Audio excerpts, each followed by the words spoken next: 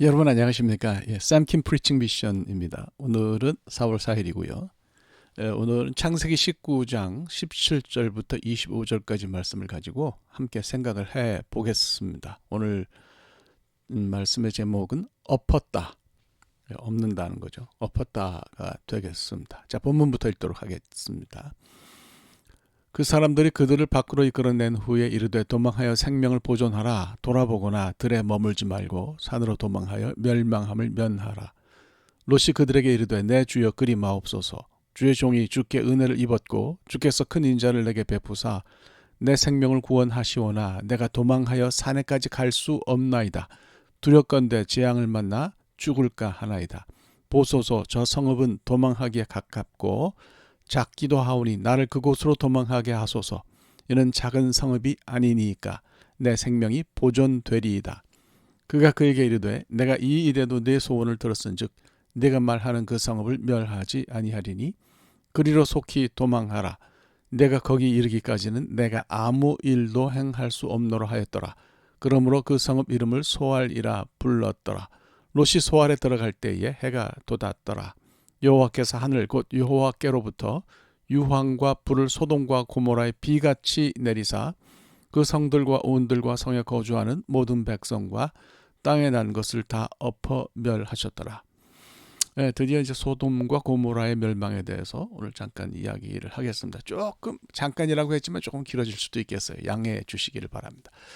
창세기 14장이 가지고 있는 정보에 의하면은 주전 2000년경에 요단강 남부 평야에 동맹을 맺은 5도시가 있었던 것을 볼 수 있습니다. 소돔, 고모라, 아드마, 스보임, 그리고 이제 나중에 소알로 불리운 벨라가 이들 도시의 이름입니다. 14장 2절 보면 아실 수가 있어요. 굉장히 요단강 근처에 있었기 때문에 이들 도시들은 물이 넉넉했고요. 롯이 뭐 정신을 뺏길 만큼 하나님의 동산 같다고 정신을 뺏길 만큼 아주 풍성했던 그런 지역입니다. 근데 이제 우리가 본문을 좀 자세히 읽어보면요. 원래는 하나님의 계획은 5개 동맹 도시들 모두가 하나님의 심판 사정권 안에 들어있었던 것 같습니다. 그래서 이제 우리가 17절을 보면 들판에 머물지 말고 건너 산까지 가라 이런 말씀이 있잖아요. 그 천사들이 하나님이 롯에게 그렇게 말한 거죠. 그게 이제 원래는 다 이제 요단 들판에 있는 도시들을 쓸어버리는 것이 하나님의 계획이었던 것 같은데 롯이 애원하죠.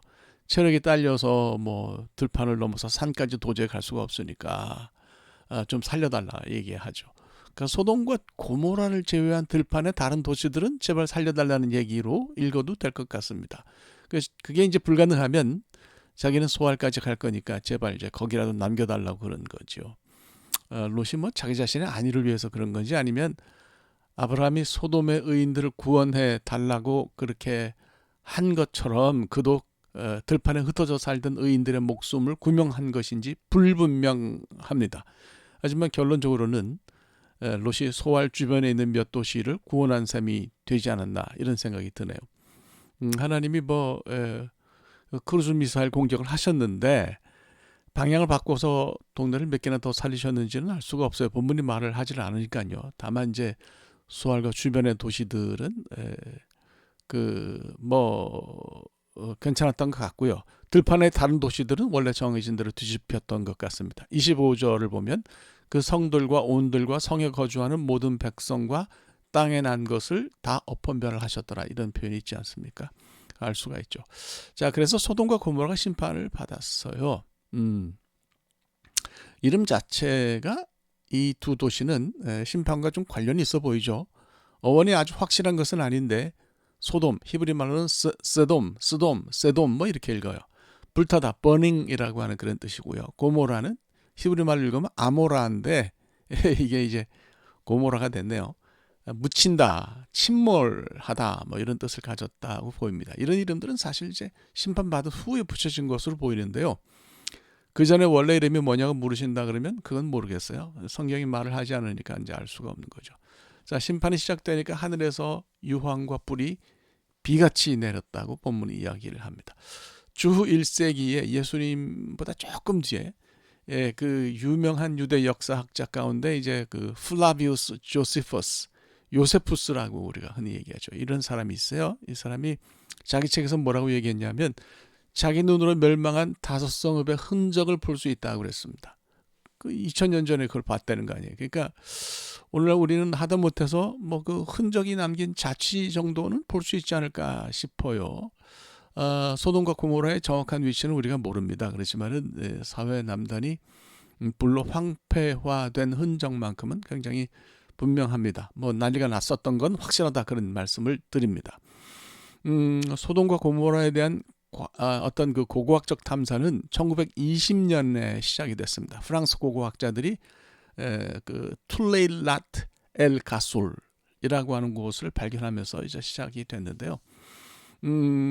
그렇게 해서 시작된 이 발굴이 1924년에 우리가 잘 아는 미국의 그 고고학자 올브라이트, 윌리엄 박스웰 올브라이트를 위시해서 이제 이 사람이 꾸린 그 미국의 고고학 발굴팀이 소돔과 고모라의 발굴에 본격적으로 손을 댔습니다. 그래서 이제 이 사람들이 내린 결론이 뭐냐면 주전 2000년 전에 도시들이 있었던 그 거기에 아주 그 굉장히 큰 그 난리가 났었다. 도시가 황폐화됐다라고 하는 그런 흔적이 분명하다는 그런 결론을 내렸습니다. 뭐 그 후에도 계속해서 이제 그 발굴이 진행이 됐는데 사해 남단의 발굴이 진행됐는데 제가 정리를 하면 두 가지예요. 이런 얘기는 좀 복잡하죠.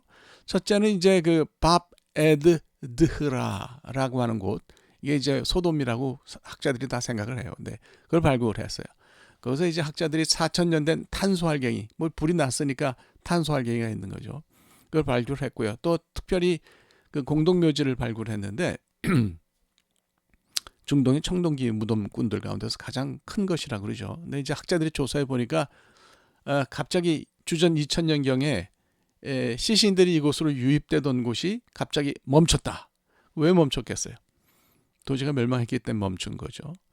이것이 이제 밥 에드 드흐라의 발굴이고요. 두 번째로는 누메이라의 발굴이에요. 밥 에드 드흐라 바로 옆에 있는 옛날 도시인데요. 불에 탄 흔적이 발굴이 됐고요.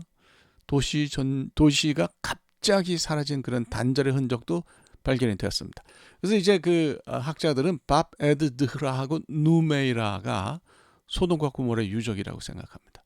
제가 내셔널 지오그래픽을 봤는데 내셔널 지오그래픽은 좀 실증주의적이죠. 그래서 뭐 기독교에 대해서 그렇게 뭐 긍정적이질 않아요. 오히려 부정적이라고 해야 되는데 이 내셔널 지오그래픽이 만든 어떤 그런 그 영상조차 학자들의 입을 빌려서 이곳이 소돔과 고모라의 유적으로 확신한다, 뭐 이런 얘기를 합니다. 자, 뭐가 이 두 도시들을 멸망하게 했을까요? 뭐 과학적으로는 지진이라고 얘기를 해요. 지질 학자들의 의견을 빌리면 요단 계곡으로부터 아프리카 모잠비크까지 땅 밑에 하나로 연결되는 3,700마일짜리 커다란 지진대가 있다고 그럽니다. 지금도 있는데 소돔과 고모라가 말하자면 그 위에 떡하니 있었던 거죠. 그래서 뭐 지진이 난 건 뭐 당연하다고 보는 거고요. 지진이 일어나니까 사해 남단에 가득 묻혀있던 가스와 석유를 건드려서 연쇄 폭발을 일으켰다. 뭐 이렇게 설명을 합니다. 글쎄요, 뭐 이런 설명을 혹시라도 받아들인다면 하나님이 모든 과정을 계산에 넣으시고 자연재해와 연결된 심판의 방어세를 당기셨다. 뭐 그렇게 이해해도 뭐 괜찮을 것 같습니다. 이게 마음에 안 들면 하나님이 지진과 관계없는 어떤 그 초월적인 방법을 사용해서 그 도시들을 심판하셨다고 생각해도 좋습니다. 뭐 누가 뭐라 그랬어요. 어쨌든 도시가 하나님의 심판을 받아서 도시가 폭삭 무너진 것은 사실이니까, 또 그것이 핵심이니까 그렇게 말씀을 드립니다. 근데 뭐 저는 개인적으로 뭐 4000년 전에 일어난 소돔의 심판을 고고학적으로 파헤치는 게 뭐 의미가 있을까 싶어요. 뭐 그보다는 4000년이 지난 다음에 존재하는 나의 삶을 이 소돔과 고모라의 심판과 어떻게 연결할까 하는 어떤 그 영적인 어떤 부분입니다. 소돔과 나 사이에 놓여 있는 이 4000년 세월을 잇는 어떤 그런 매개체는 본문 속의 문학적 장치이고 문학적 요소입니다. 소돔과 고모라의 심판에 대한 묘사에서 가장 제가 주목하는 것은 엎었다, 히브리 말로 하파흐라고 하는 그런 동사인데요. 엎었다는 표현이에요. 뭐 다른 얘기들은 다 소용이 없고요. 창세기 기자는 이걸 그냥 간단하게 정리합니다. 하나님이 엎으셨다. 그것을 엎었다는 거죠. 히브리 말로는 이 표현은 그냥 위아래 위치가 거꾸로 가도록 뒤집었다는 그런 뜻인데요.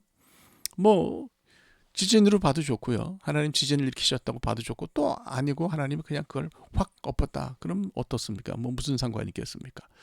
저는 그 소돔이 겪은 물리적이고 아날로그적인 어떤 그런 그 참화죠. 그런 참화를 어떤 제 마음에 와닿는 영적이고 고백적인 사건으로 디지털라이즈 할 필요가 있다고 생각합니다. 이건 다시 말하면 엎었다는 표현을 신앙 고백적으로 우리가 받아들이면 이걸 어떻게 이해할 수 있냐 하는 거죠. 여러분, 엎어 제끼면요, 모든 것이 다 뒤집힙니다. 뒤집히면 그 속에서 망하는 게 있어요. 그런데 이제 제가 말씀드리고 싶은 것은 뒤집히면 오히려 살아나는 것도 있다는 사실입니다. 소돔과 고모라, 또 거기에 살던 악인들은 당연히 망했습니다. 망하는 범죄에 들어 있었죠. 거기 뭐 그렇게 되지 않았겠습니까? 그래서 예외가 있었어요. 롯이라는 남자는 뒤집어지는 것 때문에 소돔과 이 고모라의 어떤 그 지역의 타락한 문화 밑에 처박혀 있고 찌들어 있던 그의 삶을 위로 끄집어낼 수 있게 되었습니다. 다시 말해서 엎어짐을 통해서 새로운 기회를 얻은 그런 존재도 있다는 얘기입니다. 물론 이제 그가 그 기회를 잘 살렸는지는 그 다음에 이제 다른 문제이겠지만은, 그런 기회를 받은 것만큼은 틀림없는 것 같아요. 소돔과 고모라는 뭐 역사 속의 시간이 끝났지만 롯의 삶과 시간은 더 연장이 되었습니다. 따지고 보면 모든 사람의 인생에는 가히 지진에 비견될 만한 엎어짐이 있다고 생각합니다. 소돔과 고모라는 죄를 지었으니까 뭐 엎어지는 게 당연한데, 제가 가만히 보면 우리 인생에는 죄와 관계없는 그런 엎어짐도 있습니다. 욥이 부르짖었듯이 의인의 고난도 있는 법이기 때문에 그래요. 그런데 참 안타깝게 이런 지진 때문에 번창했던 삶이 묻히는 경우가 있을 수 있지만, 오히려 뒤집힘을 통해서 인생이 영혼을 품는 그런 차원의 것으로 변화하는 경우도 있다는 겁니다. 제가 존경했던 장영희 교수가 이제 병마로 세상을 떠난 지 이제 좀 됐죠. 뛰어난 영문학자였습니다. 그분이 쓴 그 문학의 숲을 거닐다는, 제가 여전히 가끔보다 자주 뽑아 읽곤 하는 책입니다. 그 전에 이제 이 장영희 교수는 생후 1년 만에 섬압에 걸려가지고 일생을 고생을 했어요. 또 유학하던 시절에 이제 암에 걸렸는데, 나중에 귀국해서 영문학자로서 왕성히 활동하던 시기에 또다시 이 암이 재발이 됐습니다. 이쯤이면 뭐 절망해도 되고 뭐 그 원망해도 괜찮죠. 세상을 아무도 모를 사람이 없는데, 마지막 투병을 시작하면서 이런 말을 남겼습니다. 하나님이 우리를 넘어뜨리시는 것은 다시 일으켜 세우기 위함이라고 나는 믿는다.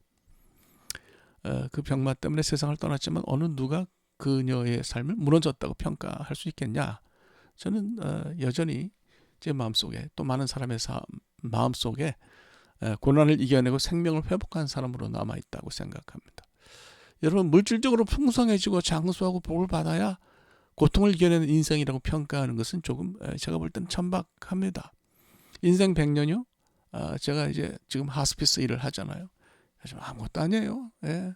지난주에 90세가 넘은 분이 한 분이 세상을 떠났는데 다른 분보다 오래 살았죠. 그런데 그분이 돌아가시니까 뭐 그 90몇 년이 무슨 의미가 있습니까? 아무 의미 없어요. 이 땅에 머무는 기간과 관계없이, 몇 년을 살았느냐와 관계없이 목적과 의미에서 가치를 보여주는 그런 인생이 정말 괜찮은 인생이라는 생각이 듭니다. 그래서 이런 전제를 가지고 보면 어떤 사람에게는 엎어짐이 그냥 끝나는 것이 아니고 변화를 배태하고 생명을 품는 계기가 될 수 있다고 말씀드립니다. 하나님은 때로 우리를 지진으로 엎으십니다. 근데 그게 달리 보면 우리를 죽이시려 함이 아니고 오히려 살리시려고 함이라는 것을 깨달아야 된다는 거예요. 인생의 참된 의미와 목적을 깨닫게 하려 함이 아닌가, 그런 생각이 들어요. 어떤 시인은 봄이면 찾아오는 꽃샘 추위를 봄 다듬이로 묘사했습니다.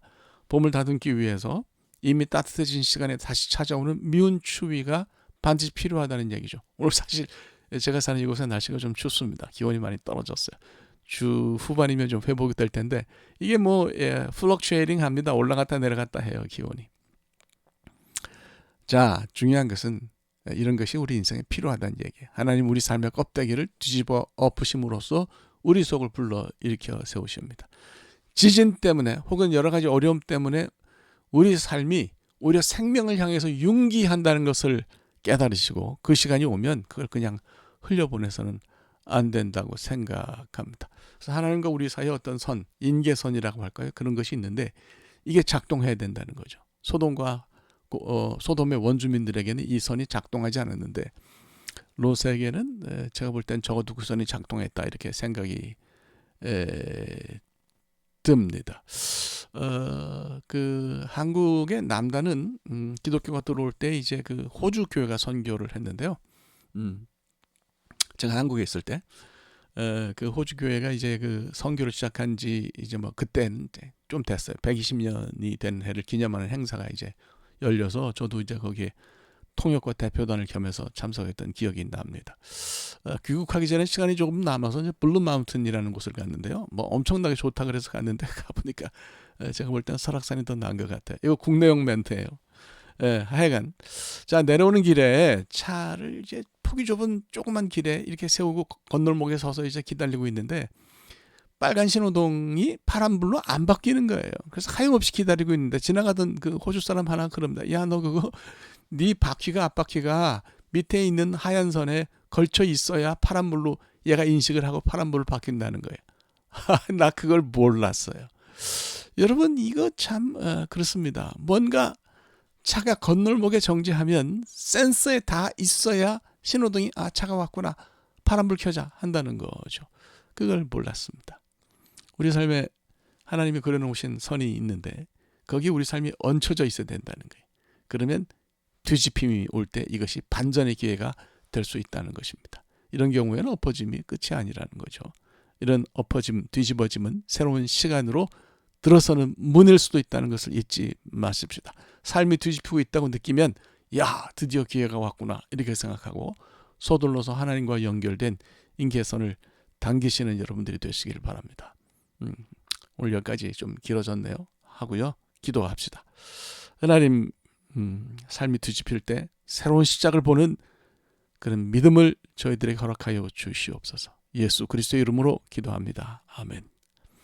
네, 감사합니다. 다음 주에 뵙도록 하겠습니다.